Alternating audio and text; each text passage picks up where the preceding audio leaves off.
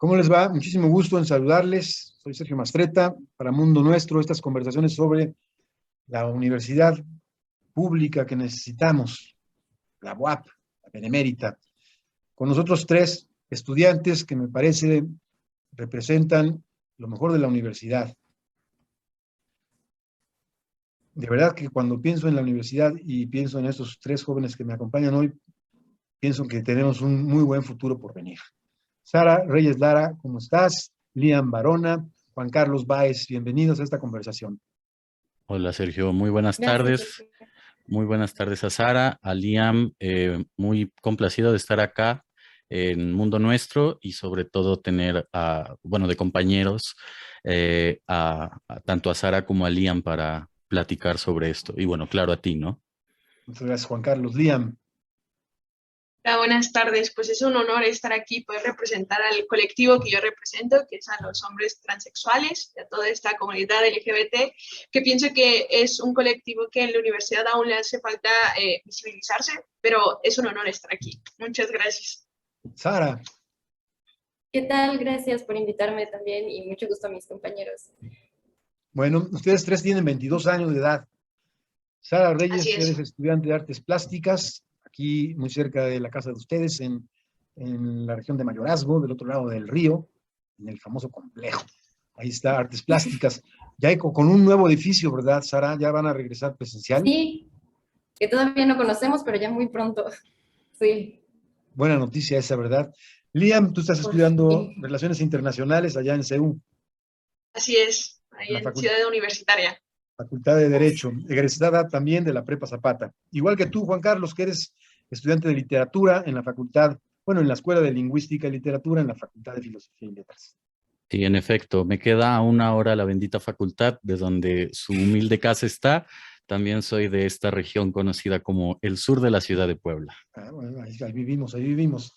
Tú también, ¿verdad, Sara? En Cholula, Ah, tú eres tan- choluteca. ¿Y igual tú, me Liam? queda una hora. Sí, Una pero hora ahora de... vivo en San Andrés. Sí, es que el transporte está terrible. En realidad no está tan lejos, solo es que el transporte está muy mal comunicado. Ajá, muy mal comunicado, ¿verdad? ¿Y tú, Sí. Liam, por dónde vives? A 10 minutos de Ceú, muy, Ah, muy muy bien. cerca de Ceú. Vas caminando, muy bien. Súper Bueno, bien, sí. Efectivamente. queridas, queridos, muchas gracias por estar aquí nuevamente. Vamos a hablar de la universidad que necesitamos. La semana pasada inicié estas conversaciones con tres académicos de reconocida trayectoria, ¿no? Juan Carlos Canales, filósofo, Enrique Soto, fisiólogo, y Carlos Figueroa, sociólogo. Tres cuates con casi 40 años de historia en la universidad, cada uno, ¿no? Y ustedes están en el cuarto año. Y sin embargo tienen mucho que decir de la universidad, y el propósito de esta conversación es mirar la sociedad que tenemos desde la universidad, porque la idea es responder esa pregunta: ¿qué universidad es la que necesita la sociedad poblana? Para eso hay que responder qué universidad es la que tenemos, la que ustedes han vivido, gozado, sufrido, ¿no? Y quiero arrancar con una pregunta muy concreta para los tres. ¿Qué pasó? ¿Por qué se fueron a paro hace un año? Dime, Sara, ¿por qué te fuiste a paro en la Escuela de Artes Plásticas? Ok, pues eh, así, el inicio del paro, me avisaron y yo dije que sí, voy, como muchos otros, ¿no? Pero para el principio ya todos, muchos teníamos la disposición de estar ahí y ya teníamos todos algunas cosas encontradas como sobre qué queríamos cambiar en nuestra universidad. Habían muchos descontentos, sobre todo en cuestiones de género. Hubieron dos tendederos antes del paro estudiantil que fueron totalmente invisibilizados, no fueron escuchados. Tendederos. ¿Qué quieres decir con tendedero? Ok, de tendederos de acoso, que son los espacios en donde se denuncia acoso dentro de la universidad. Y Por se tendedero entiendo entonces, denunciaron pusiste fotografías. así, en los espacios comunes, en donde comemos, en donde cruzamos todos los días, ahí lo tomamos el espacio y tendimos, como si fuera un tendedero de ropa, las imágenes de los profesores y de alumnos, que, sobre todo profesores, pues que tenían varias, no una ni dos, denuncias de acoso. Y pues estos dos tendederos fueron ignorados antes del paro, hasta el paro, fueron de las primeras y de las más insistentes peticiones, pero se armó un pliego petitorio muy grande y muy vasto. Y entonces ya durante el paro estudiantil, todo se siguió moviendo hacia todos lados, y a mí me tocó ser parte del movimiento de memoria estudiantil, que junto con compañeros de cine y más de artes plásticas, nos dedicamos a grabar y documentar sobre otros paros estudiantiles, es decir, de otras facultades, para ver qué estaba pasando en otras facultades, y en realidad todas las facultades pedían cosas distintas. Habían ciertos puntos en común, habían muchas facultades, si no es que todas, la mayoría, que tenían sus tendederos de acoso, pero habían en todas peticiones muy específicas. Entonces, en esto vemos que el paro no fue como por una cuestión en general, sí lo incentivó el asesinato de los jóvenes de medicina, sin embargo, cada quien tenía que pedir, ¿no? Por su parte. Entonces, pues bueno, creo que eso es lo que puedo decir del paro hasta ahora. Y bueno, no tengo mucho que decir del paro, pero ajá, voy a dejar que los demás comenten. Es una primera aproximación. Por cierto, esta dinámica de memoria estudiantil la publicamos en Mundo Nuestro y existe en el portal. Es un pequeño sitio que tenemos ahí con muchísima información de lo que ocurrió en ese paro desde la perspectiva de artes plásticas. Liam, tú viste el paro desde la Facultad de Derecho. Claro que sí. Yo de hecho estaba saliendo de una clase de África, nos centramos en África, estábamos saliendo cuando nos dicen, ¿sabes qué? Nos vamos a ir a paro. Medicina ya tomó posesión de sus instalaciones y nos toca a nosotros. Relaciones Internacionales tiene 2 edificios. Nosotros, bueno, yo con otros de mis compañeros, cerramos uno de los edificios, y fue cuando nos dijeron, ¿sabes qué? Nos vamos a paro, ¿están todos de acuerdo? Sí, pues obviamente nos fuimos al paro, y concuerdo con lo que dice Sara. Uno de los aspectos que pedían mucho es el acoso, porque adentro de CEU hay muchísima inseguridad, y a sus alrededores también.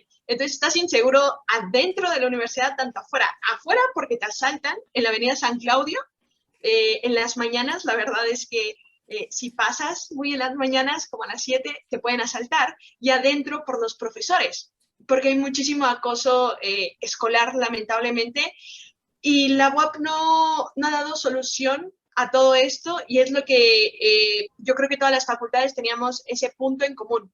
Todos pedíamos que por favor se parara el acoso, que por favor las autoridades pues vieran lo que estaba, o más bien atendieran a las denuncias que se hacían. Y sí, también en CEU, en Ciudad Universitaria, se puso estos tendederos para que expusieran las chicas, tanto también chicos, los acosos que sufrían por parte de docentes, pero pues obviamente pues no se dio como respuesta. Y pues la pandemia ayudó a que se cancelara todo, pero esto más adelante lo vamos a hablar con más precisión. Pues sí, ese es un hecho fundamental. La autoridad universitaria se benefició por la pandemia, porque simplemente dijo, ay, bueno, algo así como que nos salvamos, ¿no?, de lo que estaba pasando. Tengo esa impresión. Juan Carlos, ¿tú cómo viviste el paro? Es algo muy curioso. Creo que yo voy a ser aquí la oveja negra dentro de la conversación, porque yo no viví el paro por decisión propia, ¿no? La decisión que tomé, la tomé justo cuando me enteré de los asesinatos de los chicos, y no tenía que ver justo con los meros asesinatos, sino con una suerte de pensamiento conspiranoico que en ocasiones me azota, como con una suerte de paranoia que yo tengo de no confiar en lo que está sucediendo. Y en ese sentido, cuando yo supe que la Facultad de Medicina se había organizado de manera increíblemente rápida, empecé un poco a dudar de si el paro estaba motivado completamente por estudiantes, o si bien estaba motivado por digamos, algunas instituciones administrativas detrás de los estudiantes, ¿no? Entonces yo desde un principio, también digo por experiencias personales que por lo mismo no puedo ahondar, ahí se queda a la especulación del espectador, aunque suene un tanto cacofónico eso, el hecho de por qué no. tomé esta decisión de apartarme desde un principio y yo dije, yo no quiero formar parte de esto que no me parece del todo genuino. También yo tenía este antecedente de que en la Facultad de Filosofía y Letras, me parece que por ahí del 2018, pero puede estar fallando mi memoria, se hizo un paro en el Colegio de Historia que exigía, entre otras cosas, el detenimiento hacia ciertos docentes por parte del director de la facultad y por parte de otros docentes de la misma facultad. Entonces, algo que me llamó mucho la atención contrastando estos dos eventos es que cuando sucedió el paro de historia, a los chicos que estaban exigiendo diferentes situaciones o diferentes peticiones, por así decirlo, se les cortó el agua, se les cortó la luz, se les quitó a los guardias de DASU, si no me equivoco, se les dejó básicamente a la deriva. Y al contrario, 2 días después, me parece, de que inició el paro, empezaron a recibir una suerte de acoso por parte de personas externas que jamás llegó a una suerte de conclusión de quiénes podían ser, ¿no? Y bueno, con este paro sucede todo lo contrario, existe agua, existe luz, existe esta suerte de protección de los DASU hacia los mismos estudiantes. Entonces yo ahí fue cuando empecé a decir, bueno, aquí quizá no hay algo que personalmente me motive. No quiero que ustedes malinterpreten o que cualquier otra persona malinterprete en el Internet que yo no soy empático con lo que le sucedió a los muchachos, sino más bien que hubo otras circunstancias, tanto previas como durante, como después, que no me convencieron del todo para tomar partido en este paro, ¿no? Por último, yo quisiera decir, ¿no? Que algo que me sorprendió es que también de manera muy efectiva se hubieran reunido todos los rectores de todas las universidades para hacer una suerte de petición al gobernador, cosa insólita en mis 22 años de vida y que al mismo tiempo solo reafirmó esa desconfianza que en un principio tenía. Sin embargo, contestando quizá de manera más concreta y ya también para concluir esta parte, yo supe por amigos de la misma facultad que la cuestión de género es el punto en común dentro del paro, dentro de todas las facultades. Se hicieron ciertas exigencias que me parece que se cumplieron algunas, no todas, y bueno, también se hicieron otro tipo de exigencias que a mí no me quedaron del todo claras, quizá también por esta condición de autoexiliado que me impuse, ¿no? Interesante. A ver, Mais, Lilian. nada más para, como, yo estuve en el paro en Ciudad Universitaria, no me pude quedar a dormir porque, bueno, por motivos personales, sin embargo, desde las 5 de la mañana hasta como las 9 de la noche estaba ahí y mis compañeros, que nosotros nos hicimos cargo de la Facultad de Ciencias Sociales, llegó un momento en que nos quitaron el agua, llegó un momento en que no teníamos luz, incluso los de ingeniería se las ingeniaron para hacer focos con unos alambres y nos estaban dando clases de todo esto.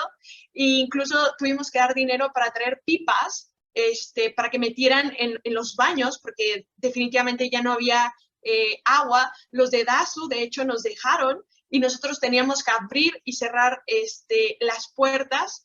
Y ya después llegó un momento en que regresaron otra vez, pero fue cuando ya se abrió este paro de que dejamos pasar a los administrativos. Pero antes de eso, la verdad es que sí nos las vimos un poquito negras, por así decirlo, no tanto como los de historia, porque sí hay que recalcar esa parte de que los dejaron totalmente solos, cosa que en Ciudad Universitaria no se dio.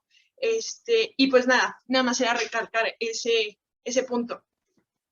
Yo creo, de lo que ha dicho Juan Carlos, la perspectiva que tengo yo es que fue tan brutal la movilización estudiantil que a la universidad, a la estructura de poder de la universidad, le vino el mundo encima.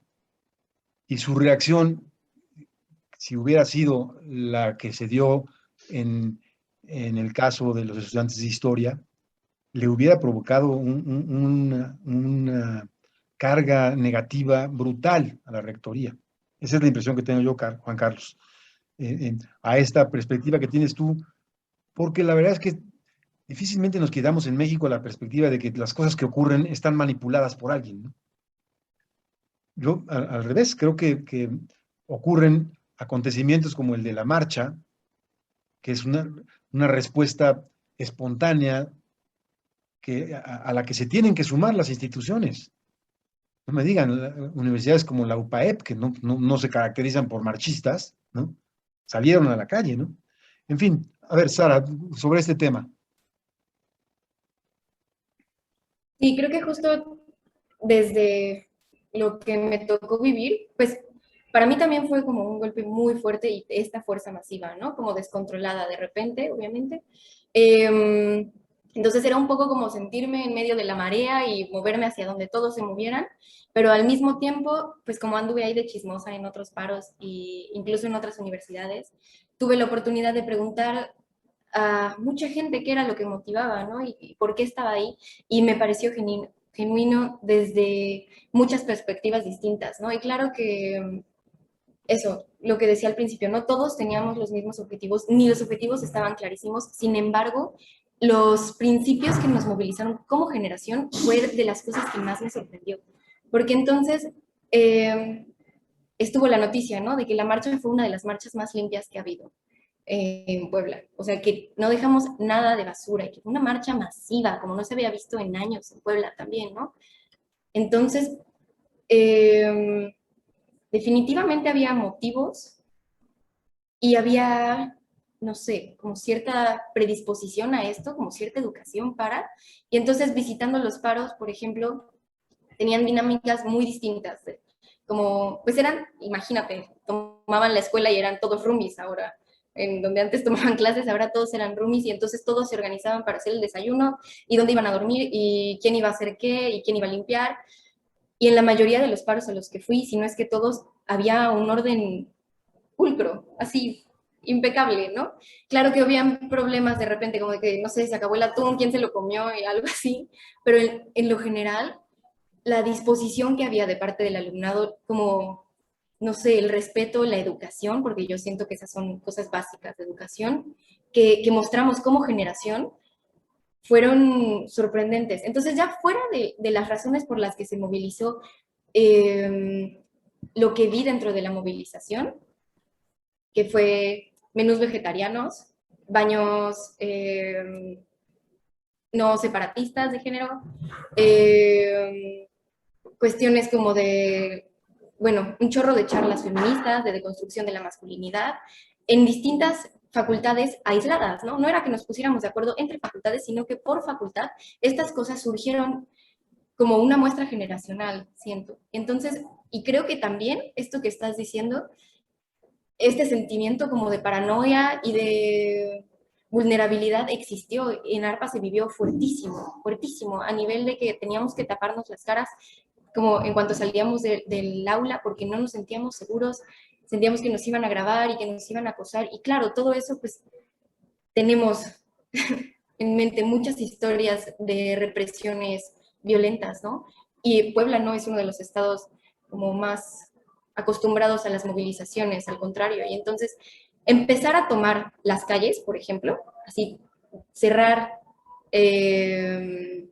las calles al lado del complejo, pues no pudimos y no quisimos tampoco, ¿no? No quisimos pintar ni rayar, no quisimos como transgredir a un nivel en el que nosotros sintiéramos que era ya violento, en parte por miedo y en parte como por un respeto gigante y por un acuerdo entre nosotros, una lealtad de decir esta promesa, ok, este paro es nuestro y queremos que se note que es nuestro y que no somos porros y que estamos pidiendo cosas reales. Entonces, entiendo perfecto esto que dices y entiendo también como en ARPA también se vivió, ¿no? La segregación de los que no estaban de acuerdo del paro y de los que estábamos de acuerdo del paro y entonces también el choque entre el alumnado hasta ahora es de lo que siento que queda más fuerte el rezago, ¿no? Porque nos detiene la pandemia, no tenemos todavía como, no terminamos de exigir nuestro pliego petitorio, no terminaron de esclarecernos qué iba a pasar con todo eso, y además entre nosotros no hubo tregua como alumnos, ¿no? Entonces siento que todavía justo pues la pandemia nos cortó de golpe, no sé, como toda la intención. Esto que están planteando ustedes me lleva a mí al siguiente tranco de la conversación. El motivo principal del paro es el del acoso sexual. En buena medida, lo que está ocurriendo dentro de la universidad revela también lo que ocurre en el conjunto. Esta es la sociedad nuestra, es la sociedad de los feminicidios. Sí, déjame, Sí, ahí, o sea, creo que, por ejemplo, los de medicina, entrevisté a varias chicas de medicina y ellas decían que el movimiento feminista estaba por los suelos en medicina y fue súper difícil para ellas. O sea, tan solo me contaron que no podían entrar a CEU con paliacates feministas porque decían que el movimiento se iba a malentender. O que igual, pues no querían meter temas feministas en el pliego petitorio de medicina porque pues no se trataba de eso, ¿no? Entonces, sí y no. O sea, hubieron facultades en las que definitivamente no lo lograron. Y eso depende mucho de la fuerza del alumnado feminista, yo creo. Porque justo en las universidades, digo, en las facultades en donde habían más chicas y tenían más fuerza, toda la organización dentro de los paros era distinta y en el pliego petitorio entraban sus palabras, ¿no? Y sus peticiones. Pero eso, medicina fue durísimo para las chicas de medicina. No se podían ni siquiera quedar a dormir ellas sintiéndose seguras porque los mismos alumnos las acosaban. Lo mismo pasó en biología al principio, ya después se arreglaron esos problemas, pero al principio no. O sea, fue un problema que relució en todas las facultades. En todas las facultades se gritó, sí, pero no en todas fue igual de escuchado. interesante lo que dices, pero a ver, ¿qué sociedad es la que produce los feminicidios? Sálganse de la universidad ahora, Sara, Liam, Juan Carlos, y, y- y traten de encontrar una respuesta. Yo no la tengo a mis 66 años, de cómo una sociedad puede producir esta violencia. ¿Qué respuesta tienen ustedes? ¿Qué pasa por sus cabezas? ¿Quién va primero? ¿Juan Carlos o Liam? País. A ver, Oh, Liam, va, ya te dejaron la palabra, Juan Carlos. ok, pues me parece que si usted está confundido, ¿no? Con toda la experiencia, la trayectoria que ha recorrido, yo me encuentro todavía más confundido, ¿no? Porque no he tenido esa trayectoria, pero me parece que quizás se puede partir de ciertos lugares comunes que no por comunes dejan de ser interesantes, como el hecho de plantearnos, bueno, ¿cómo es que nos hemos construido como una sociedad mexicana, ¿no?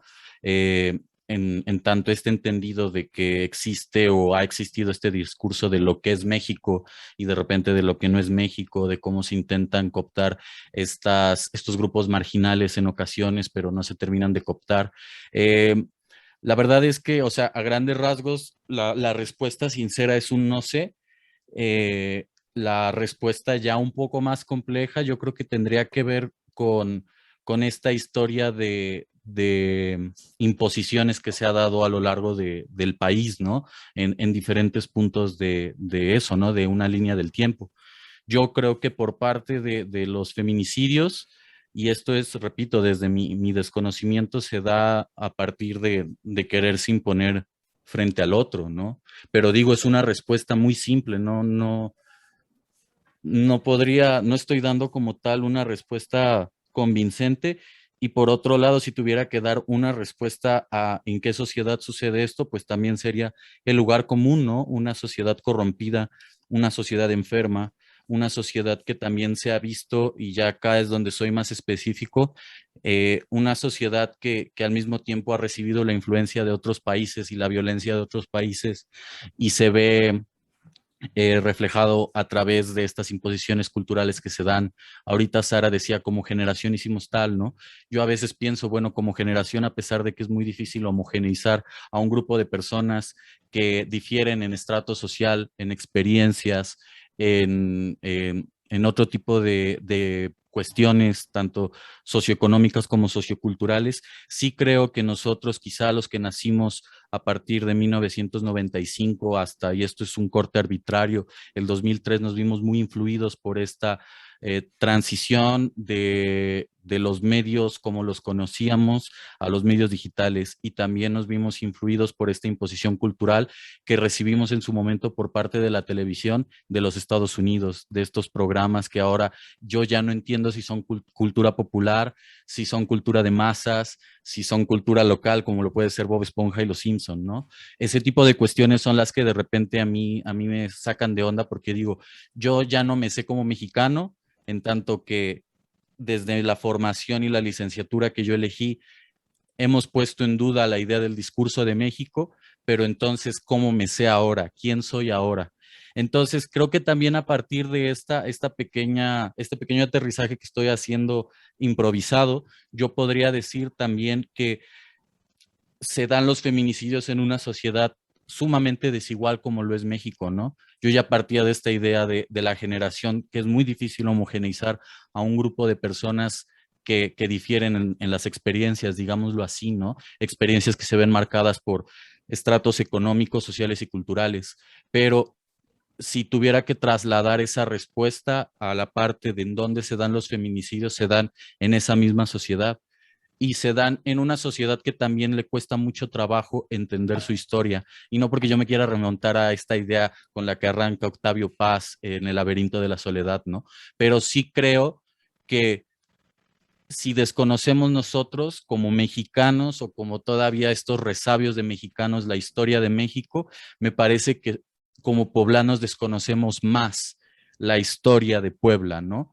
En tanto que no creo que Puebla siga siendo esta sociedad colonial y aparentemente perfecta que se pinta dentro de los discursos históricos y que parece literalmente la historia acabar en la época de la independencia, ¿no? Y de repente hace un salto gigantesco a decir, acá inició la revolución, cuando aparentemente muchos otros dicen la revolución inició en el norte, ¿no? Y ya, ahí acaba la historia de Puebla, literalmente.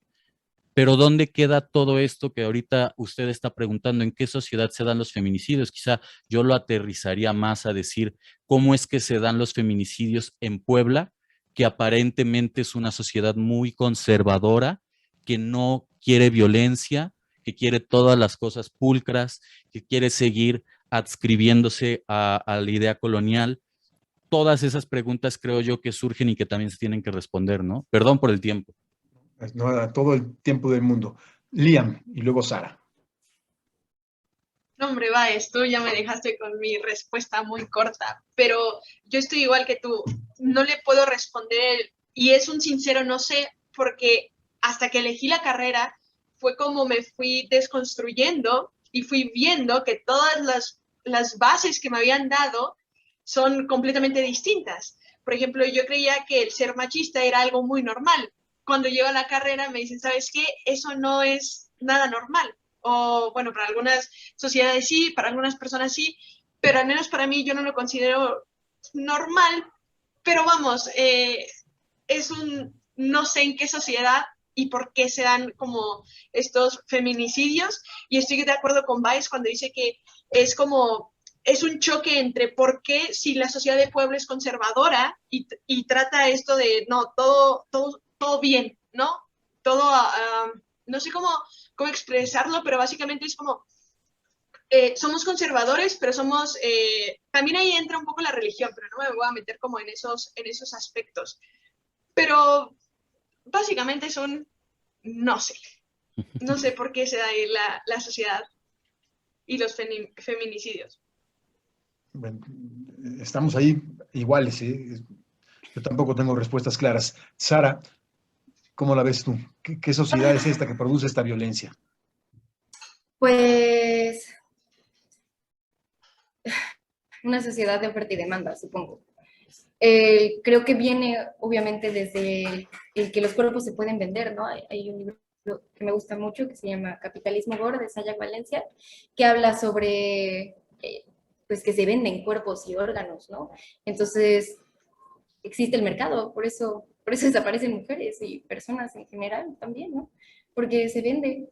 Y además de que se venda, creo que pues están tan podridos nuestros engranes sociales, políticos, burocráticos, que defenderse es prácticamente imposible porque nadie te escucha, ¿no? Y entonces ponemos el ejercicio dentro de la universidad, ¿no? Me acosan y voy con mi tutora y le digo, oye, me están acosando y no pasa nada, ¿no? Y estoy diciendo un ejemplo así, miniatura, ¿no? En la universidad, en mi salón de clases. Esto se puede replicar, obviamente, ¿no? Tenemos muy normalizadas muchísimas prácticas machistas y de acoso, invisibilizadas totalmente, y entonces cuando esto va escalando va siendo cada vez más difícil de hablarlo, ¿no? Entonces es un tema delicado porque no lo tocamos porque no sabemos cómo reaccionar ante ello, ¿no? Y esto es obviamente también parte de la educación. Tanto como saber qué es y qué no es acoso, desde ahí, cuándo me estoy sintiendo acosada y cuándo no me estoy sintiendo acosada, y a quién recurrir, ¿no? Y a quién recurrir si acosan a mi amiga, y a quién recurrir si acosan a mi hermano, no sé, a quien sea. ¿Qué hacer? Todo esto creo que, no sé si parte de ahí, pero al menos como una forma de cambio, yo partiría desde la educación. Primero, la sociedad en la que vivimos, pues es una sociedad desarticulada, neoliberalista, también una palabra que surgió mucho en la reunión pasada, cuando entrevistaste a los otros personajes. Y pues sí, de encubrimiento también, de mucha sordera. Creo que es algo así. Chicos, ¿la universidad tiene que meterse en estas broncas? ¿O es un castillo cerrado que mira hacia adentro? Eso tiene que ver con la política de la universidad. La generación de ustedes, con ese paro masivo, rompió con una tradición de 30 años de desmovilización de la universidad, que no ha roto, por cierto, la intención de la universidad en su estructura de poder de opinar sobre lo que ocurre afuera de la universidad, de hacerse a un lado, decir, yo no quiero broncas con el poder, no me quiero pelear con el gobernador. ¿Ustedes creen que la universidad tiene que salir y comprometerse con esto que está pasando como institución, opinar, tiene que involucrar a sus estudiantes en estos problemas, pedirles su opinión, demandarles acciones? ¿Cómo la ven? Vamos, Yo tomo, ajá. respuestas cortas, Juan Carlos.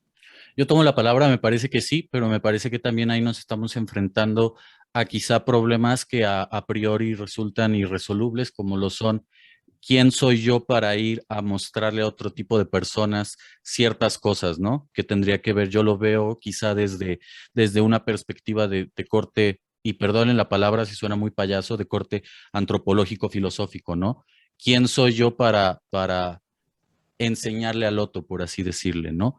Yo abogaría más por un compartir conocimiento, ¿no? Por un compartir conocimiento, pero también ahí se abre una paradoja. En tanto más se comparta el conocimiento, muchísimo más informado estás, pero no tomas una posición en ocasiones, ¿no? Esa es una paradoja que me parece quizá acarreamos de las escuelas filosóficas posmodernas, ¿no? De el individuo es quien capta la experiencia, la traduce y la entiende a su modo y entonces ya después se hace bolas, ¿no? Entonces surgen esta suerte como de relativismos, ¿no? Como de, creo que Sara lo mencionaba o hace rato, ¿no? O sea, como de en esta sociedad en donde existe el mercado, ¿no? O creo que era Liam quien decía la parte del machismo, pero si después por azares del destino caemos en la investigación de quién les gusta, quizá algún antropólogo africano que diga, bueno, en esta sociedad se dan tales dinámicas sociales que dentro de nuestra sociedad se entenderían como machistas,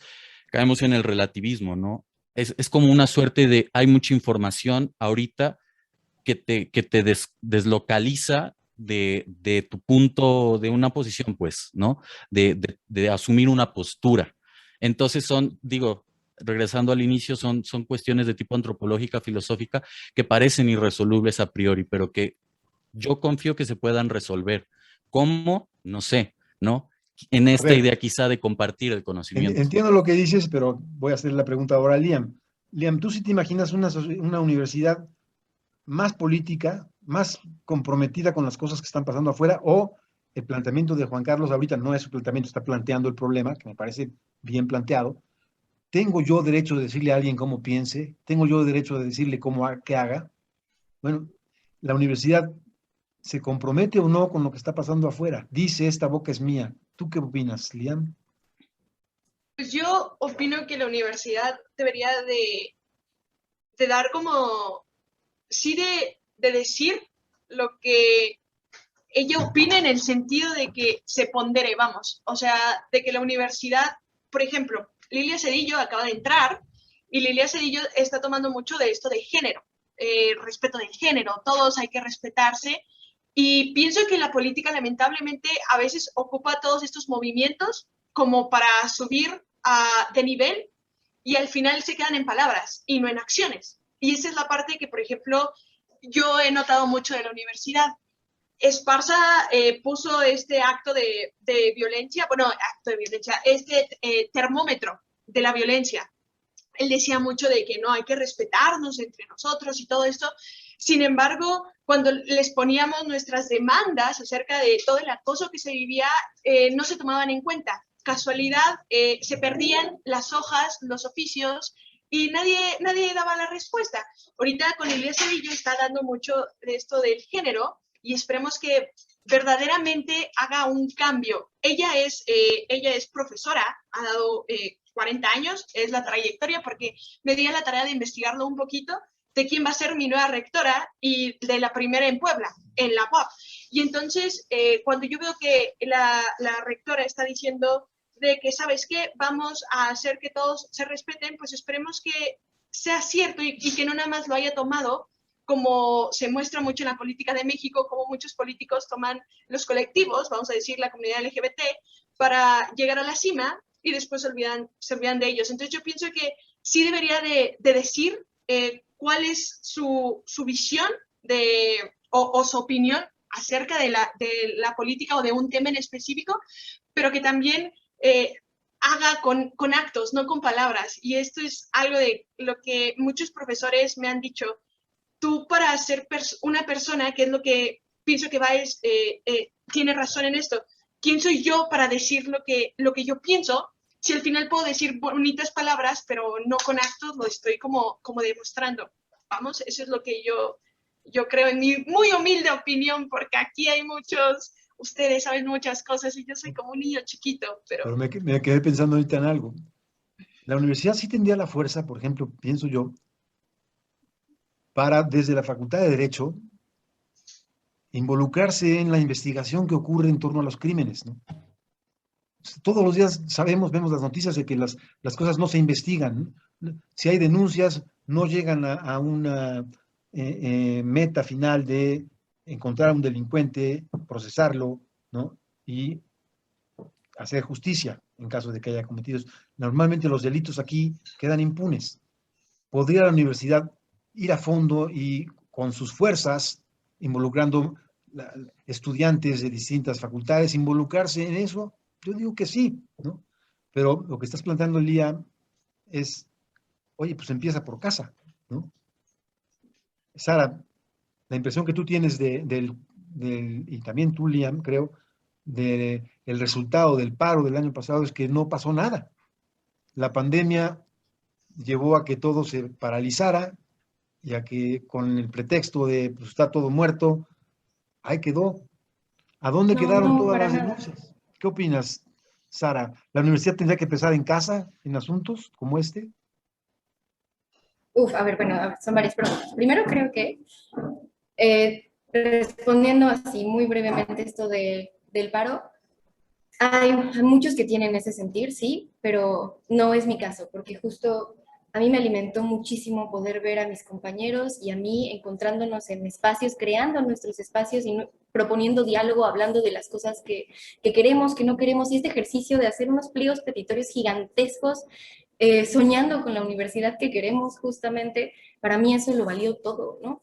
Ver la organización de mi generación dentro de espacios, porque he escuchado muchísimas veces de parte de mis abuelos, de los amigos de mis abuelos y de mis papás, que nosotros somos un desmadre todo el tiempo y que solo vemos por nosotros mismos y que nos falta disciplina, o sea, ya saben, estos comentarios, pero cuando lo vi, a todos cocinando el desayuno de todos, poniéndonos de acuerdo cuántos menús vegetarianos necesitamos, ¿no? ¿Cuántos sleepings faltan? ¿Quién durmió aquí? ¿Quién? Y no se perdió nada, ¿no? O sea, bueno, esta organización me da luz, me da mucha esperanza en mi generación, ¿no? Y en saber que como dice Baez, pues no se trata de venir a imponer algo, sino de compartirlo, ¿no? Y creo que lo que me gustaría de la universidad sería ese espacio, justo, un espacio donde nosotros podamos proponer, ser escuchados, sí, pero también hablar entre nosotros y encontrarnos interdisciplinariamente, como la universidad como un vínculo. Y hablaba esto con un compañero que estudia física, lo conocí en un proyecto de reforestación en un poblado que se llama Tecuanipan, o sea, lejos de la universidad, ¿no? Y ambos platicábamos sobre que justo a la universidad le hace falta este enfoque social, ¿no? Yo he conocido a un chorro de alumnos de la Ibero que tienen mucho más este enfoque social que la UAP. Y bueno, ¿cuántos somos en la UAP, no? Y de qué lugares venimos y qué realidades vivimos. Todo eso puede ser de manera atendida de forma distinta, ¿no? Desde una universidad autónoma, con el poder, con la fuerza. Entonces, yo creo que definitivamente tiene una posición y una obligación política, claro que sí. Tan fácil como los asaltos en San Claudio, en serio, a las 7 de la mañana, a la hora a la que entra el alumnado, ¿cómo pueden ser? ¿Cómo la universidad no ha exigido seguridad cerca de sus calles a la hora de entrada de la escuela? Eso no puede ser, ¿no? Eso para empezar, ¿no? Pues en cuanto a cuestiones de seguridad, también en el pliego petitorio pedíamos iluminación en las calles, ¿no? Que el horario del Metrobús empatara un poquito más con el horario estudiantil. Los estudiantes, el número de estudiantes movilizamos a la ciudad, o sea, por el número, ¿no? ¿Cuántos estudiantes, cuántas rutas se detuvieron porque el alumnado dejó de ir a la escuela, ¿no? ¿Cuántas rutas dejaron de existir? Yo conozco 2 que ya no existen porque ya no hay alumnos, ¿no? Entonces, con todo ese poder y toda esa movilidad, creo que la universidad, claro que tiene la responsabilidad de respondernos más a nosotros, primero como civiles, como gente que necesita llegar a salvo a las instalaciones, a instalaciones de calidad, seguras. Por ejemplo, ¿no? Nuestro taller de grabado ya cambió, pero antes no teníamos nada, o sea, era un salón X y ya, no teníamos ventilación, estábamos ahí 40 personas trabajando con resina, que es súper tóxico, sin sistema de ventilación, en un segundo piso, que tampoco está bien, ni regaderas de emergencia. Entonces, y esto es a lo que me refería, con que cada facultad tiene peticiones como muy específicas, justo esto, ¿no? El material, los planes de estudio, bueno, no, ya, me estoy divagando mucho. Pero muy claro Pero para mí. sí. Ya casi nos echamos la hora, chicas, chicos. Mi pregunta Creíamos que no. final, parte de una cosa que acabas de decir, Sara, esta universidad con la que sueñas. ¿Debe corresponderse la sociedad con la que soñamos a la universidad con la que sueñas? Liam. Debe corresponder, pues debería, ¿no? Debería en un soñado, en un sueño, debería ser que sí, pero lamentablemente nuestra realidad no es así. Si usted me pregunta qué universidad yo sueño, sinceramente le diría una universidad con respeto, y no nada más este respeto que nos enseñan desde niños, que tienes que respetar a tus mayores. No, pienso que el respeto va más allá de qué ropa usas, qué gustos son los que tú tienes, si te pintas las uñas, qué pronombres quieres utilizar, qué identidad quieres tener. La universidad que yo sueño es una donde haya respeto, donde el alumnado no tenga miedo de decir quién es, no tenga miedo de decir qué le gusta, qué no le gusta, no tenga miedo de, pues, de hacerse escuchar, básicamente. Lamentablemente en la universidad, si te haces escuchar, o eres muy inteligente, o eres muy conservador, o eres muy comunista, y empiezan a haber cierto tipo de matices que te etiquetan. Y al final, pues pierdes lo que tú eres y solamente tienes muchos espejos, y ya mejor te encierras en ti mismo porque tu salud mental ya está muy mal. Y entonces te tienes que desconstruir y volver a construir, y entonces son procesos tan grandes que al final de cuentas por eso tenemos tantos suicidios. Es más fácil perder la vida que enfrentarte a tu realidad, enfrentarte a los demás y enfrentarte a ti mismo. El hecho de que digas, ¿sabes qué? Es un ejemplo que para muchas personas es verdad muy burdo, pero por ejemplo, para mí en lo particular como un hombre transexual, el ir al baño es una ansiedad. El hecho de que, ¿sabes qué? No puedo entrar al baño de mujeres porque mira mi aspecto, van a decir, ¿y este hombre qué hace aquí?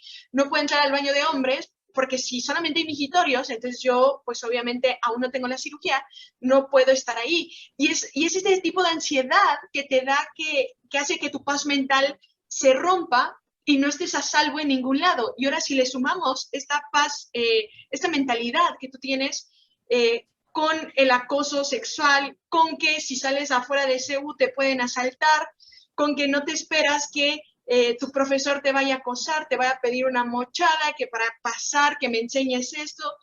No sé, definitivamente la universidad que yo sueño en concreto es una con respeto, con diversidad, con que te dejen ser sin dañar a las demás personas. Esa es la universidad que yo en particular sueño. Muchas gracias, Liam. Juan Carlos, esta pregunta que les hice a Sara y a Liam te la hago a ti de otra forma. Ya no es qué universidad sueñas, qué universidad sueñas, sino qué universidad le exiges tú a la nueva rectora. O le pides para que no suene tan brusca la palabra. ¿Qué universidad le pediría a la nueva rectora? Yo, para no hacernos bolas y también quitar tiempo, yo diría lo mismo que Liam.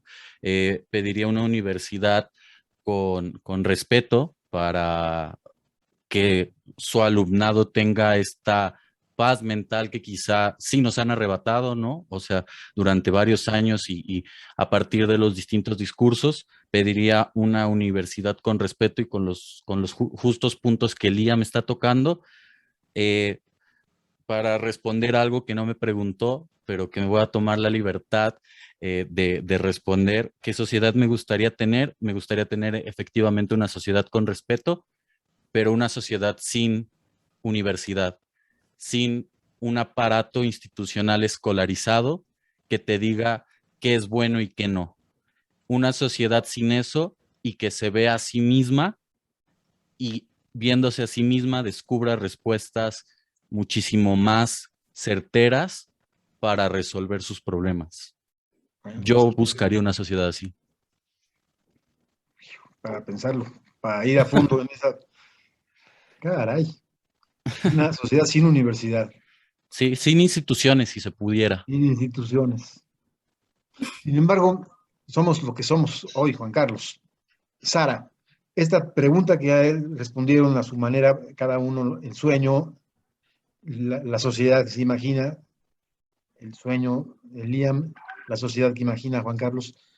Yo regreso y casi voy a terminar con la conversación con esa pregunta sobre lo que dejó de ocurrir en el paro. Este pliego petitorio que ustedes hicieron, que quedó en el aire, ¿tú se lo plantas de nuevo a la rectora? Sí, no.